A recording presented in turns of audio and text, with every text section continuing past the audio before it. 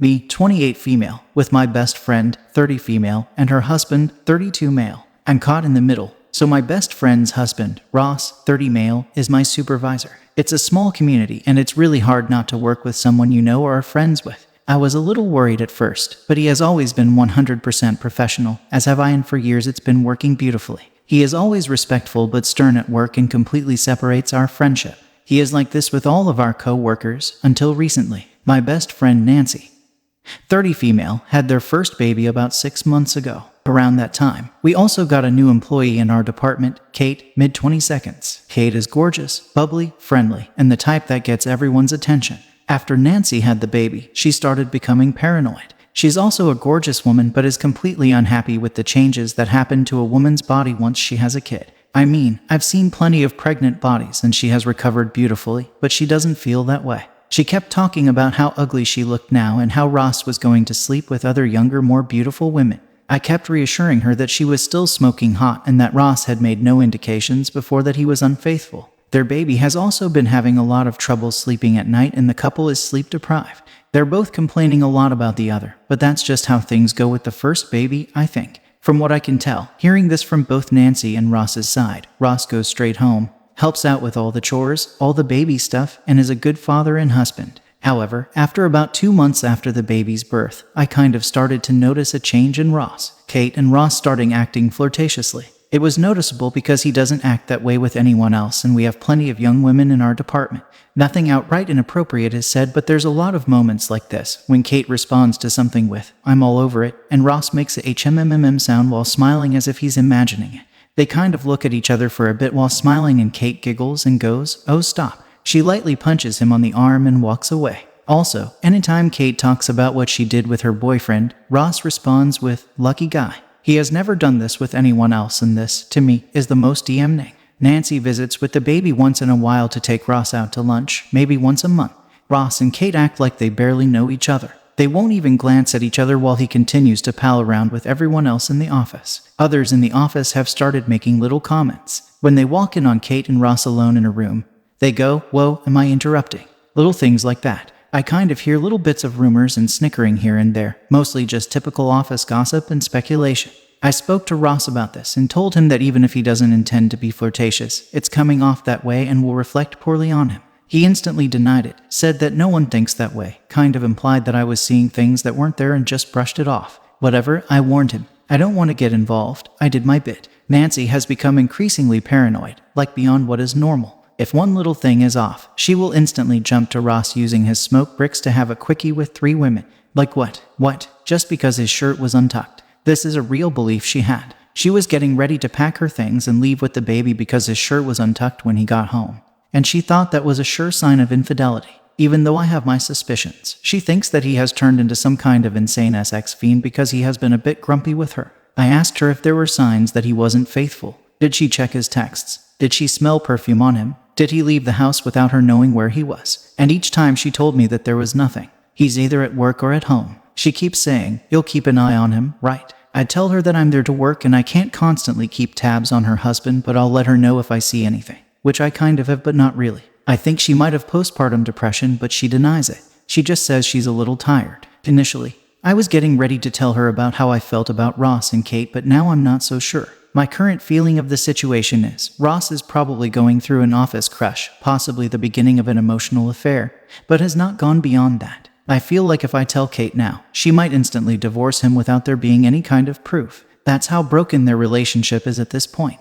I really don't want to get involved, but I'm kind of stuck. If I don't tell her and she finds out about Kate, I'm sure she will think I was protecting Ross. Not only that, I feel like if I tell her, maybe they can nip this in the bud before it turns into a full-on affair. On the other hand, if I do tell her, she will probably jump to the worst possible conclusion and I will destroy their marriage. Reddit, what the hell do I do? I really want to stay out of this, but I feel like I'm at a point where I can't.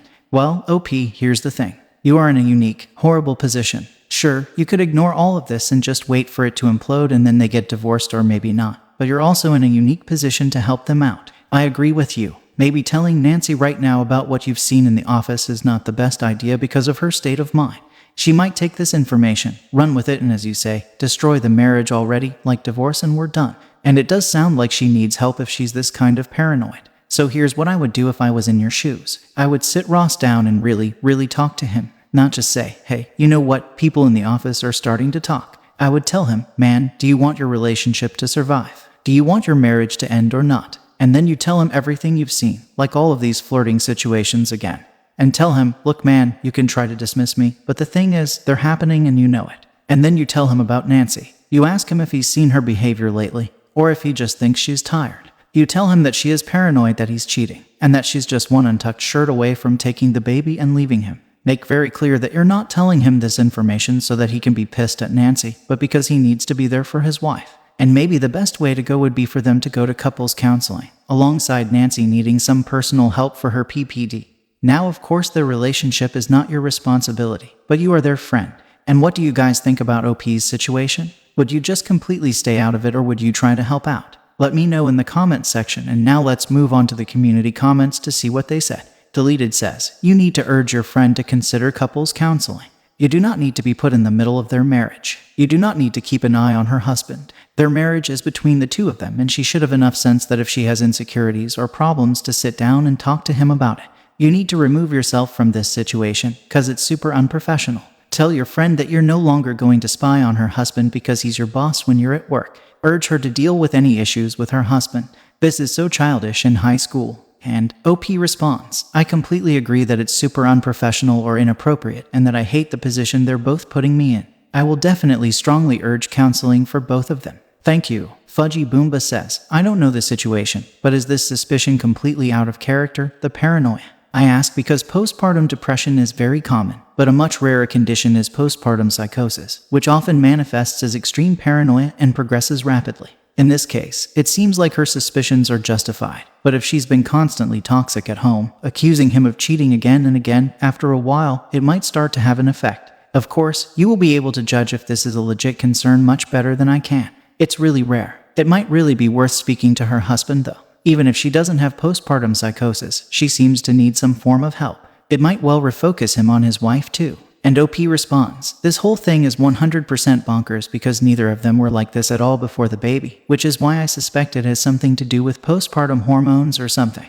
Before the baby, they were both solid, responsible, grounded people, which is why I was so close with them. It is a bad situation where Nancy is super paranoid, but it's not completely unfounded. It also seems like they're not communicating at all as a couple right now because they're so preoccupied with the baby. I'm going to have to really urge Nancy to seek some help. Thank you. Casino Knight says, telling Nancy would be a disaster of epic proportions. She sounds like she's in such a fragile emotional state that this would doom the marriage. You've stated your case to Ross. His denial is a bit disconcerting, but I don't think this would turn into a full-blown affair. I think the two of them are just being flirty and enjoying the mutual attention. I think you've stated what you need to, and now you can just let the chips fall where they may. If Nancy brings this up or any marital problems, you can simply suggest marital counseling. And OP responds, thank you. I kind of wanted an outsider's view of whether I should be completely transparent with Nancy. I don't have any solid evidence or anything. It's all purely gut feeling and unusual observations. I'll just very strongly urge counseling for her and them as a couple without mentioning why. I think her concerns and paranoia are reason enough. Thank you. All right. Well, it seems like I'm the only one that was suggesting OP to really try to do something about this because most people were just saying, don't do anything. Let the chips fall where they may, or just push for counseling for them and therapy for your friend.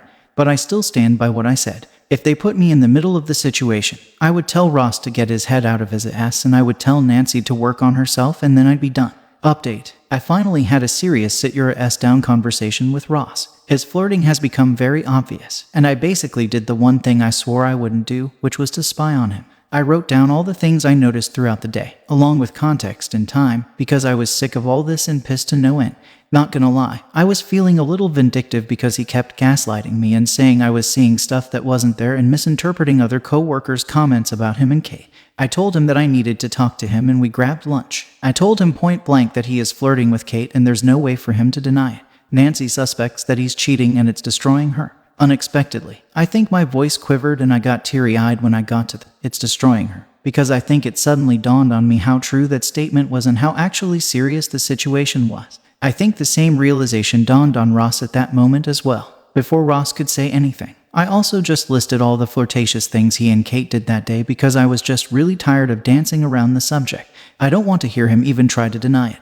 It's a waste of time. Dude, we only have an hour for lunch. He was clearly defeated, admitted that he had a crush on Kate and just kind of, I don't know, emotionally crumpled. He told me that the baby changed everything about his relationship dynamic with Nancy. A lot of the typical things of Nancy pushing him away because she doesn't want to be affectionate, both of them being exhausted and cranky all the time, etc., etc. He also said that Kate reminded him of Nancy before she had the baby. What? I told him to never ever say that to Nancy, ever, even if he was coming clean with everything to her. I urged him to just sit down and have a talk with Nancy. He felt guilty about wanting Nancy's attention and affection when she was so busy with the baby, so he kind of bottled that up. I told him that it's okay for him to want those things. He shouldn't make Nancy feel bad about it, which I suspect he may have, but I'm not sure, but at least communicate with her about it.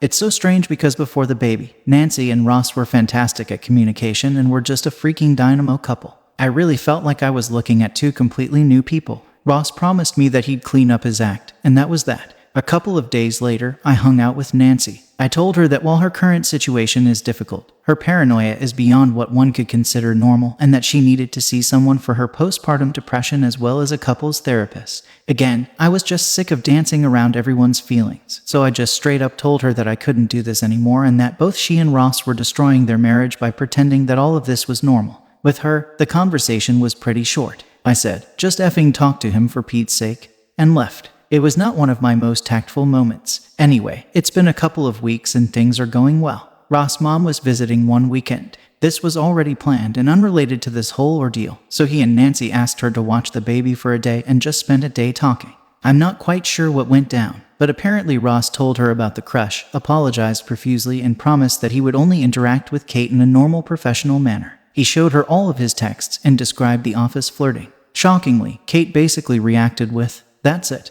I guess she was imagining something way worse. Go figure. She told him not to feed that office crush, but was actually pretty cool about him having one. She said it's normal, and she's had office crushes in the past, too. We all agreed that Ross was absolutely inappropriately feeding the crush, and that it was bordering on cheating. He'll have to grovel a while for that one to go away. But all in all, they seem to have a really good day together and kind of regain the momentum they had before. Nancy has started seeing someone for her postpartum depression and they are in couples counseling. Nancy still has bouts of weird depressive episodes, but I'm sure it'll get better with time. Ross has completely changed his attitude towards Kate, basically how he tweets everyone else in the office, so I truly believe they're on the mend. I'm really happy to see them fix things. But I told them that I'm a bit burned out with our friendship and need some time apart. They apologized and agreed that they'd keep their distance from me until I contacted them first. They're getting back to their old selves, so I'm sure we'll get over this bump and be good friends again. Kate, however, is not taking this whole thing well. She shouldn't be trying to cheat on her boyfriend, but Ross was also kind of the driving force behind this, so I'm a little bit sympathetic. She continued to try to flirt with Ross, but it clearly wasn't going anywhere. She then started openly flirting with another much older married director, I'm guessing in his 52nds. Dude seems a bit confused, but isn't really shutting it down either. A couple of days ago, she approached me and asked if I thought Ross was being kind of weird towards her. Kate and I are not friends, and we barely interact, so this was definitely out of the norm. She knows that I'm friends with Ross though. I did not want to get involved again, so I basically gave her a very quizzical, surprised look and said, "Oh, I have no idea, I haven't noticed anything."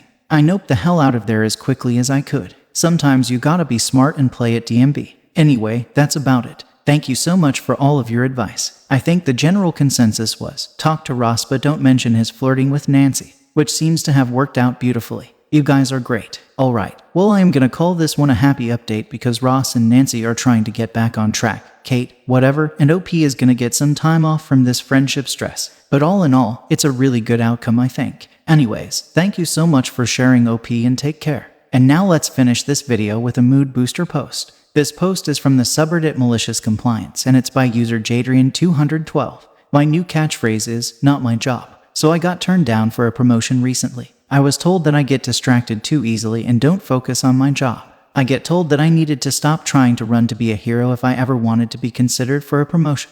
I was told that I needed to work as directed. So for context, I have been doing my boss's work for him. When things at work get backed up, I will jump in to get things back in order quickly. My job has fairly specific jobs where we aren't supposed to change positions and we are to work as directed. I have gone to help out those outside of my job repeatedly since being hired. My direct supervisor and manager love it when I go to help out. Well, that all stopped now. I even had the big boss try to tell me to help out in a section that was outside of my job description. My new catchphrase is not my job. I had the bosses tell me that I was to do as instructed. I instead go to the union and get paid extra to work in a different section. This has been the new trend for the last couple of months, and today it all hit ahead. They have only one person in receiving for a 4-man crew. I work outbound. They cannot force me to work receiving based on the contract. Now the bosses are working there and a grievance is being filed. The bosses have stopped working and receiving is completely backed up. I just had my manager come and beg me to help. I told him, not my job. I need to remain focused on my job and not try to be a hero. Work has ground to a halt and the steward is demanding a triple rate for anyone moved to receive since management decided to work. Let's see how this goes. Well, OP, they gave you all the information you needed for a clear career path in order to get promoted. You're just following through. Good for you, OP.